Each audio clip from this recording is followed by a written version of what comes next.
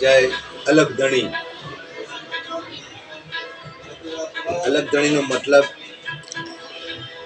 તમે બધા જાણતા છો, ભક્તજનો, મહાપુરુષો. આપણે આ વિશ્વની અંદર અનેક અવતારો લઈ ચૂક્યા છે અને અનેક દુઃખો વેઠી વેઠી અને અનેક અવતારોમાં થોડો મોકો એમ કહેવાય કે દરેક અવતારની અંદર થોડું પુણ્ય મેળવી ઝાડ પાળ પશુ પંખી કીટ પતંગ તમામમાં આપણે ગયા. કૂતરા બિલાડા વાઘ વરુ ગાય ભેંસ એમાં બધામાં આપણે અવતાર લીધો.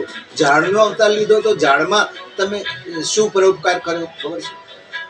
કે તમારું ઝાડ નીચે છાયલા નીચે કોઈ બેઠું, તમારા ઝાડના કોઈ પત્તા ખાધા, આપણા કોઈ ફળ ખાધું, કોઈ લાકડા કાપ્યા, એમ કરતા થોડું પુણ્ય ભેગું કર્યું.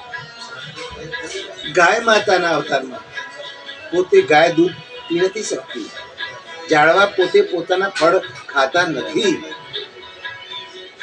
એ જ રીતે તમામ અવતારોની અંદર કૂતરું હોય તો વફાદાર, રાત દિવસ આપણા ઘરની ચોકી કરે. આપણે પણ ચોકી કરીને આયા, એમાં પણ પુણ્ય મેળવી 84 લાખ યોનિમાં એમ કહેવાય છે, મહાપુરુષો કહે છે કે દરેક અવતારોની અંદર થોડું પુણ્ય ભેગું કરી અને આપણે આ મનુષ્ય દેહ પ્રાપ્ત કર્યો. એને મનખા દેવ કહેવાય. બીજા દેવો બધા પછી નકલી છે, પાછા એ પછી થયા, પણ શરૂઆતમાં મોટામાં મોટો દેવ ગણો તો મનખા દેવ. ભગવાન ખરા, ભગવાન તો એનાથી છે જ મોટા, પણ આ જગતની અંદર વિચરતા ચરતા ચાલતા બોલતા ચાલતા જન્મ થયો તો આને મનખા દેવ કહેવાય. તો માટે આપણે બધાએ દેવ જેવું જીવન જીવવું જોઈએ. દુર્વ્યસન કદી ન કરવું જોઈએ, ખોટું કોઈનું ન લેવું જોઈએ.